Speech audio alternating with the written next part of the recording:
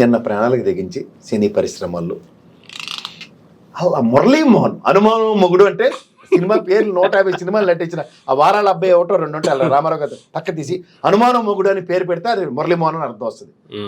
మహా నటి అని బ్యాక్గ్రౌండ్ సాంగ్లో నేను రేవంత్ రెడ్డికి దండం పెట్టావు.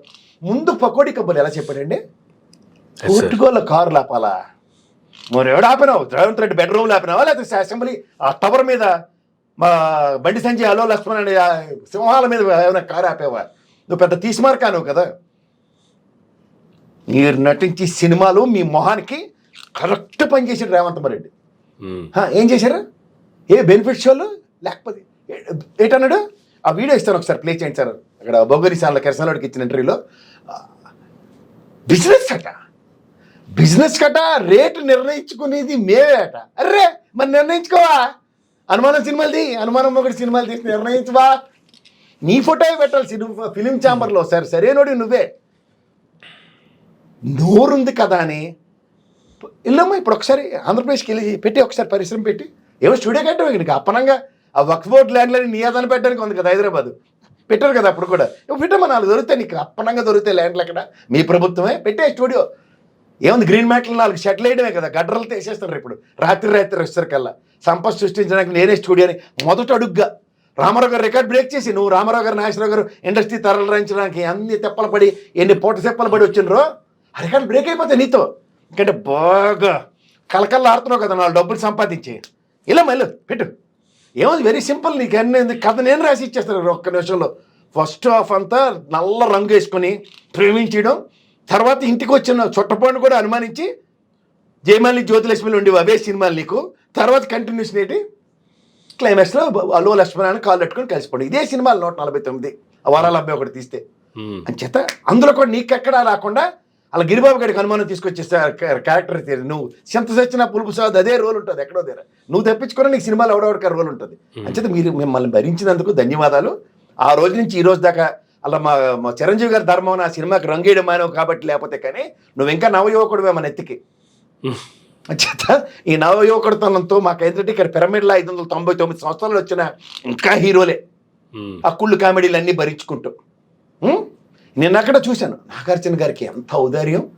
చెరువు మీద రిమోట్ నొక్కితే ముందుకెళ్ళి వెనక్కి వచ్చి ఈ డాన్సింగ్ కార్యక్రమానికి గడ్రేసినా సరే సాల్వ కప్పి దండం అంట. బాబు మీరు అందరూ నటులు రా బాబు, ఎందుకు నటిస్తారంటే మా కాడ విత్తన సౌదాన్ని ఎత్తడానికి వాళ్ళు రేవంత్ రెడ్డి గారు పేరు మర్చిపోయినందుకు ఇది ఏది కాదు. ఒక ప్రజాస్వామ్యంలో ఒక ముఖ్యమంత్రి చేయవలసిన పనులు చేస్తూ ప్రజా సంరక్షణార్థం అక్కడ జగన్మోహన్ రెడ్డి, ఇక్కడ రేవంత్ రెడ్డి ఫస్ట్ టైం అనుకుంటా అక్కడ టికెట్ల రూపంలో ఒక ఫుడ్ ఆన్ చేశాడు. ఎందుకంటే జేబులో భారం ఎలా ఉంటుంది అన్న దగ్గర సమ్ పర్సంటేజ్ ఆఫ్ ఫ్యాన్స్ గురించి కాకుండా ప్రభుత్వ నిర్ణయం కింద దాన్ని వివరించి సినిమా ఫోటోగ్రఫీకి ఎందుకు ఆన్సరబుల్గా ఉన్నారు మీరు? సినిమా ఫోటోగ్రఫీ మినిస్టర్కి మీరు వ్యాపారస్తులు కదా. వ్యాపారస్తులందరూ జిఎస్టీ కౌన్సిల్కి, కమర్షియల్ ట్యాక్స్కి, ఇన్కమ్ ట్యాక్స్కి, నెక్స్ట్ దాన్ని ఏమంటారు అన్నిటికీ పరిధిలో ఉంటాం కదా మేము. అలా వ్యాపారస్తులు లేని పరిధి మీ ఒక్కటే కదా.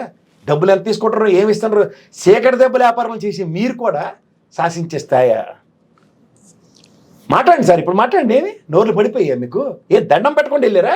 అయితే అలా కాలు రగరేసి రేవంత్ రెడ్డి కమాన్ నువ్వు నేను ఎక్స్ తెలుగుదేశం ఏంది కథలేంది మా బిజినెస్ మా ఇష్టం ఎందుకు మాడలేపో.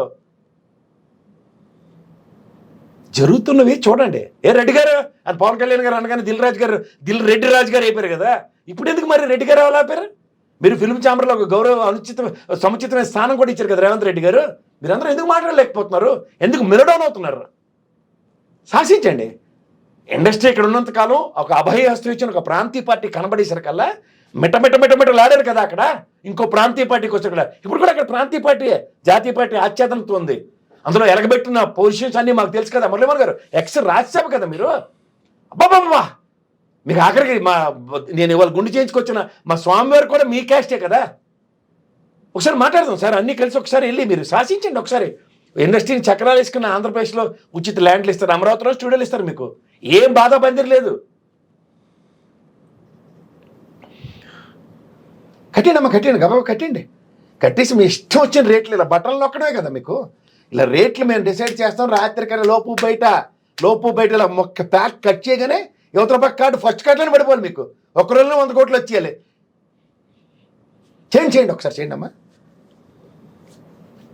ఒక్కసారి ఎన్ని కబుర్లు ఎన్ని సాల్వలు కప్పారు కదా వెళ్ళి ఏం చెప్పండి రేవంత్ రెడ్డి ఇస్తున్నాను బెనిఫిట్స్లు జనవరి పండగకి వచ్చేస్తారు కదా ఒక్కొక్కడు 599 సంవత్సరాల రంగు ముగ్గు పొట్టు వేసుకొని మన ఎత్తుకొస్తారు కదా కదల్లేక డ్యాన్సులు చిన్నపిల్లలు డ్యాన్సులు చేస్తే కడుపు మంటలు కుటుంబాల్లోనే కడుపు మంటలు ఇవన్నీ వేసుకొస్తారు కదా మన ఎత్తికి